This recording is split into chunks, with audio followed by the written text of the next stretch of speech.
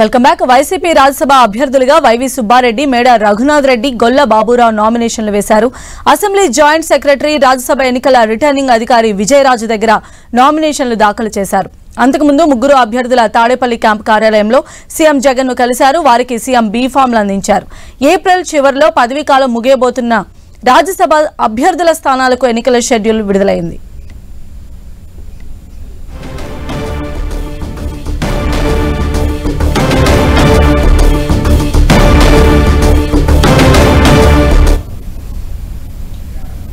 రాజ్యసభ సభ్యుడిగా YV Subba Reddy nomination దాఖలు చేశారు.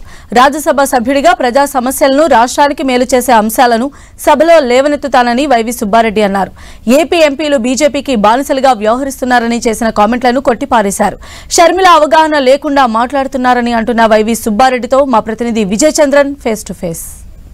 వైవి సుబ్బారెడ్డి నామినేషన్ దాఖలు చేయడం జరిగింది. సార్, మీరు ఆధ్యాత్మికవేత్తగా హిందూ మతపరమైనటువంటి కార్యక్రమాల్లో పెద్ద ఎత్తున పాల్గొనడం జరిగింది. హిందూ మత ప్రచారానికి కూడా పెద్ద ఎత్తున కృషి చేయడం జరిగింది. ఇప్పుడు రాజ్యసభలో ప్రజా సంక్షేమము, రాష్ట్ర సమస్యల మీద ఎటువంటి మీరు మాట్లాడతారు? తర్వాత ఏ విధంగా ఏ సమస్యల మీద ప్రధానంగా మీరు దృష్టి పెడతారు? ఆధ్యాత్మిక సేవలో ఉండటం అనేది ఒక భాగ్యం.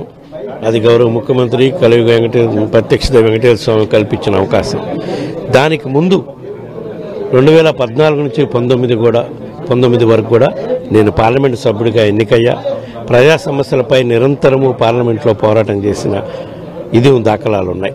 అదేవిధంగా మా గౌరవ ముఖ్యమంత్రి జగన్మోహన్ రెడ్డి గారు ఆ రోజు ప్రతిపక్ష నాయకుడిగా ఉండి కూడా రాష్ట్రానికి సంబంధించిన సమస్యలపై మనం ఎప్పుడూ నిరంతరం కేంద్ర ప్రభుత్వంపై ఒత్తిడి తీసుకొచ్చి వాటి సాధనకి మన వంతు కృషి చేయాలనే దాంట్లో భాగంగా రాష్ట్రం కోసం పార్లమెంటు సభ్యులుగా ఉండి కూడా 1 సంవత్సరం ముందే రాజీనామా చేసిన చరిత్ర మాది. రాబోయే రోజుల్లో లోగడైతే ఏ విధంగా రాష్ట్ర సమస్యలపై, ప్రజా సమస్యలపై నిరంతరము లోక్సభలో పోరాటం చేశామో అదేవిధంగా రాబోయే రోజుల్లో కూడా రాష్ట్ర సమస్యలపై, మరీ ముఖ్యంగా రాష్ట్రానికి రావాల్సిన హక్కుల సాధనకు, రాష్ట్రానికి అభివృద్ధికి దోహదపడే అంశాలపై కేంద్ర ప్రభుత్వంపై సంప్రదించి అవసరమైతే ఒత్తిడి తీసుకొచ్చి అవి సాధించేదానికి మా వంతు కృషి చేస్తామని చెప్పి ఈ సందర్భంగా తెలియజేస్తారు. సార్, ఇక్కడ షర్మిల గారు ఒకటి పదే చెప్తున్నారు. ఏపీకి చెందినటువంటి ఎంపీలందరూ కూడాను, రాజకీయ పార్టీలు ఎవరైతే కనుక ఉన్నారో వారందరూ కూడాను మోడీకి బానిసల్లాగా వ్యవహరిస్తున్నారు, రాష్ట్ర సమస్యల మీద ఏమాత్రం ఫైట్ చేయడం లేదంటా ఉన్నారు. అది తీవ్రమైనటువంటి వ్యాఖ్య, బానిసల్లాగా వ్యవహరిస్తున్నారట వ్యాఖ్య. దాన్ని ఏ విధంగా చూస్తారు? మీరు మీ శైలి ఎట్లా ఉండబోతుంది? ఏం చెప్తారు ఆమె కాన్సెప్ట్? చట్టసభలో పార్లమెంటు కానీ, శాసనసభలు కానీ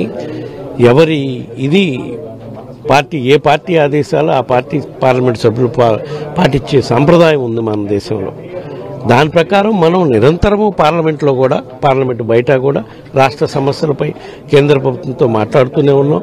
వాళ్ళ సహకారంతోనే, కేంద్ర ప్రభుత్వం ఇచ్చిన సహకారం వల్ల ఈరోజు రాష్ట్రంలో ఎన్నో అభివృద్ధి కార్యక్రమాలు, కోట్లాది రూపాయలు పెట్టి సంక్షేమ కార్యక్రమాలు చేస్తున్న మా ప్రభుత్వంపై, మా పార్లమెంటు సభ్యులపై, మా ముఖ్యమంత్రి గారిపై షర్మిల గారు ఆ విధంగా అన్నారంటే పూర్తిగా అవగాహన లేకే చేస్తున్నారు. అవగాహనతో కొత్తగా రాష్ట్రానికి వచ్చారు. ఆమె కేవలం ఒక 15 రోజుల కిందటే వచ్చారు. రాష్ట్ర వ్యాప్తంగా తిరిగితే కదా తెలిసేది మేము చేసిన అభివృద్ధి కార్యక్రమాలు, మేము చేసిన ప్రాజెక్టుల నిర్మాణం. టీడీపీ, బీజేపీ పొత్తు కూడా దాదాపు కన్ఫర్మ్ అయినట్లుంది కదా సార్. ఇప్పుడు కొత్తగా అయ్యేదే ఉంది. వాళ్ళు ఒకసారి లోన, ఒకసారి బయట, అది కంటిన్యూ అవుతుంది గత 10 సంవత్సరాల నుంచి. 2014లో బయటకు వచ్చి పొత్తు పెట్టుకొని నడిచారు.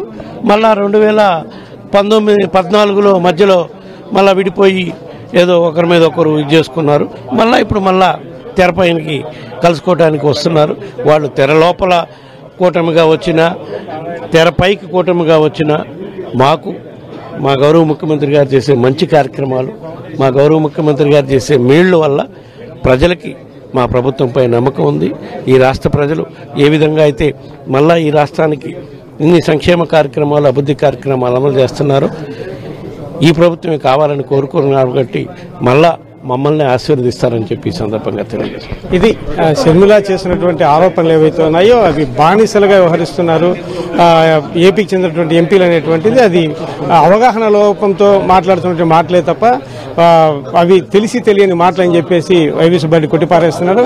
అంతేకాకుండా టీడీపీ, బీజేపీ పొత్తు ఏదైతే ఉందో అది తెర వెనుకైనా తెర ముందైనా కూడా ఖచ్చితంగా జగన్మోహన్ రెడ్డి చేసిన అభివృద్ధి కార్యక్రమాలతో మేమే గెలుస్తాము. వారు గతంలోనూ కలిశారు, విడిపోతున్నారు, వెళ్తుంటారు, వస్తుంటారు, దాన్ని పెద్దగా పట్టించుకోవాల్సినటువంటి పని లేదు అని చెప్పేసి వైవి సుబ్బారెడ్డి చెప్తా ఉన్నారు.